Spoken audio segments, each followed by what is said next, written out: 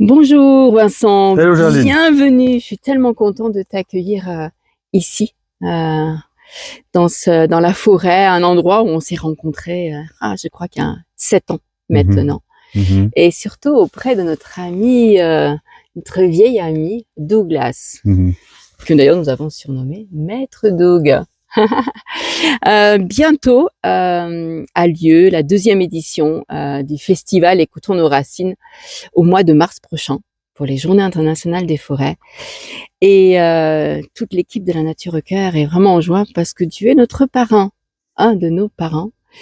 Et j'avais à cœur de t'interviewer sur qu'est-ce que toi t'anime en fait à participer à ce festival et voilà de nous partager en fait ça. Mhm.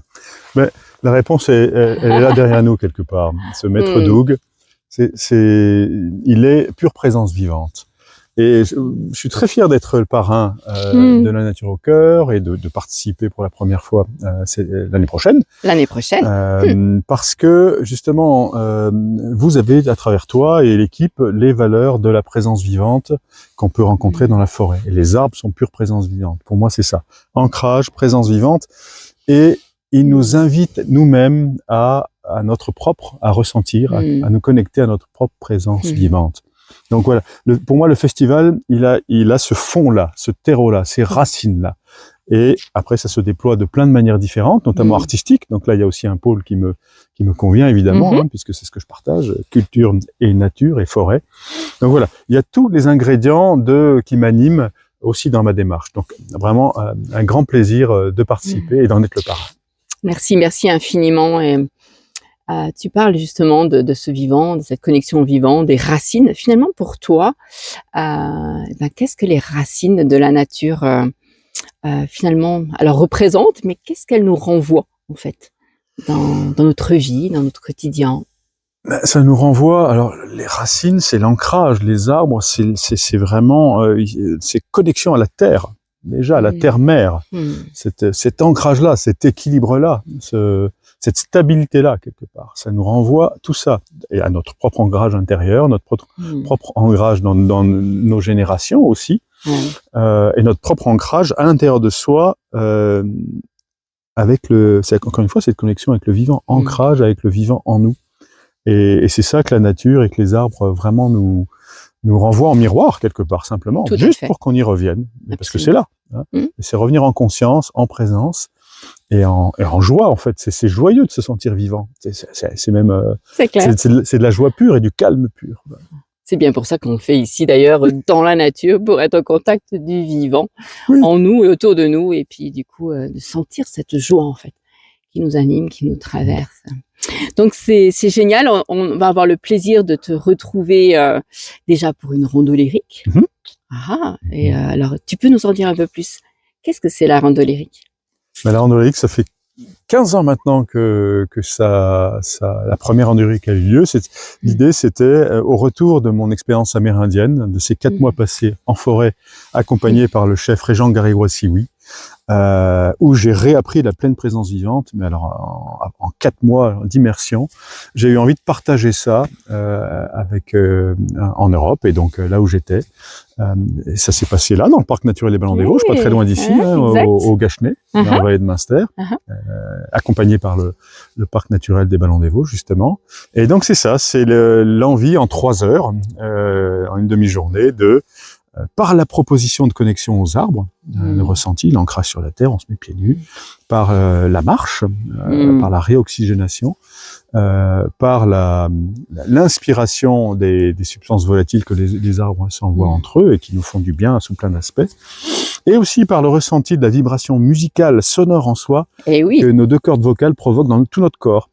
Voilà, des manifestations du vivant en soi, par la rencontre avec le vivant, à l'extérieur de soi. Et aussi ma voix de ténor, c'est ça, à l'extérieur, que provoquent les vibrations d'une voix de ténor à 2, 3 mètres, 4 mètres, pour mieux après aller ressentir ses propres vibrations et le vivant en soi, encore une fois. Donc deux voies d'entrée et de passage pour le vivant en soi. Et d'aller, connecter du coup à notre voix. Notre voix, quelque part, ça fait lien avec la voix VEX et voix VEE. C'est ça, exactement. Parce que, du coup, on exprime, à dire que la voix est le véhicule de l'âme, et donc on exprime ça. Et je trouve que la forêt est alors je sais pas comment, un catalyseur peut-être aussi, mais elle favorise en fait cette connexion-là. Enfin, moi, je sais que pour avoir vécu avec toi à différents moments cette notion de sylvoithérapie, j'ai des souvenirs où j'arrivais pas à chanter, porter des sons très loin.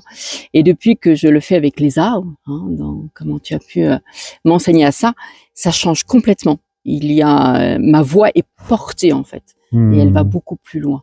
Et donc voilà, il y a une vraie notion de reconnexion à sa voix, je trouve vraiment. Oui, tout à fait. Et puis on peut prendre appui sur un arbre. Et la notion d'appui pour chanter, elle est fondamentale, pour laisser la voix de toute sa puissance. Donc on peut vraiment s'appuyer sur de grands arbres ou plus petits, comme des tuteurs qui viennent nous rassurer. Parce que sortir notre voix, la laisser s'exprimer, c'est laisser exprimer son être. Il peut y avoir de la pudeur, c'est très intime. Quelque part, on est tout nu avec sa voix, peut-être plus que physiquement. C'est vraiment son être intime qui s'exprime. Donc c'est bien quelque part de se sentir accompagné par un ténor, par la terre et par les arbres sur lesquels on peut prendre appui. Et par les autres, par le groupe. On ose peut-être plus de choses quand on est dans une immersion sonore de plusieurs, de 12, 15, 20 personnes. Ça y est, on peut lâcher un peu plus. Donc c'est aussi prendre appui, venir en forêt et en rando lyrique, prendre appui pour laisser chacun son tempo, sa voix, son identité s'exprimer.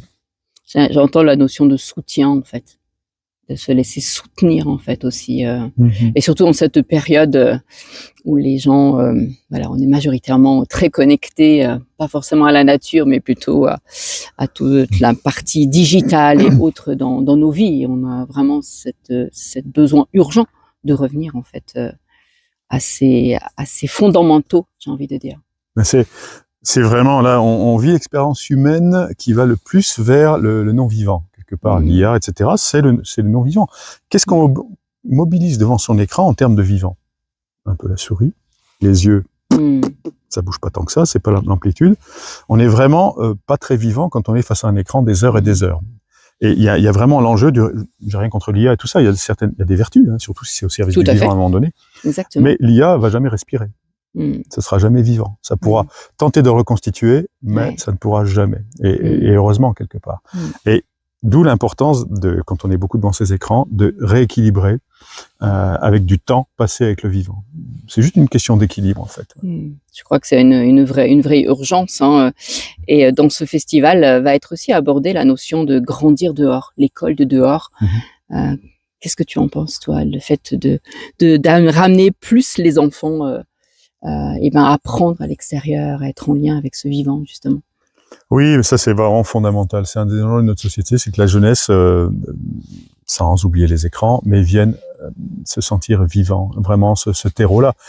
J'ai un exemple très concret qui est une expérience que j'ai vécue quelques semaines avec à la Société Royale Forestière de Belgique sur un projet, le premier projet européen qui s'appelle Forest for Youth, dont l'enjeu est de ramener des enfants qui sont dans des centres psychiatriques, donc qui ont des soucis de santé mentale. Et il paraît que depuis le Covid, les centres psychiatriques regorgent d'adolescents et d'enfants qui sont dans ces centres.